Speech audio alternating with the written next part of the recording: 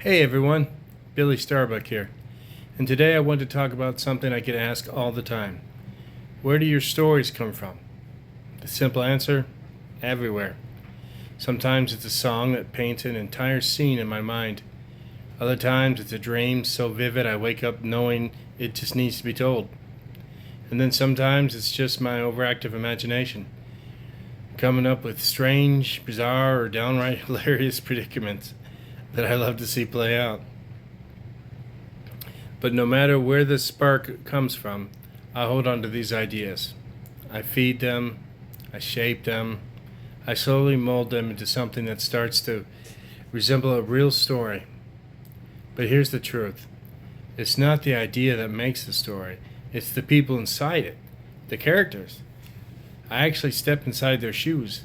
I take on their worldview, their quirks, their fears, and then I ask, if I were them, how would I react in this ridiculous, terrifying, or magical situation?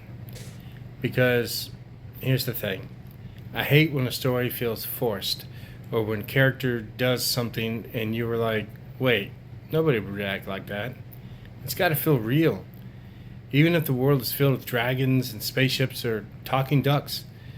Now, some of you might be thinking, okay, you've only written 4 children's books and your first full-length novel isn't even out yet. And to that I say, touche. But storytelling isn't new to me. I wrote my first story when I was around 9. Scrap paper, glue, crayons, the real tools of literature. And I never stopped. Even when I wasn't writing them down, I was telling stories to anyone who would listen, and sometimes, honestly, to people who didn't want to. I kept them locked in my head for years, but every now and then, these stories would break out. Ask any of my childhood friends and they'll tell you. Like that time in 5th grade when poor Mrs. Burnside said something so funny, I jumped on my desk and ran across every single one in the classroom and straight out the door to the principal's office. True story. Honestly, I don't know how I kept all these stories in my head this long. But now they're escaping. They're not stopping. I already have 3 more stories bubbling to the surface, including a sequel to Ribbon Dancer, and I can't wait to share them with you. Before I go, just a quick reminder. The digital version of Ribbon Dancer is available right now for just 99 cents, but only until launch day on August 28th. After that, the price goes back up.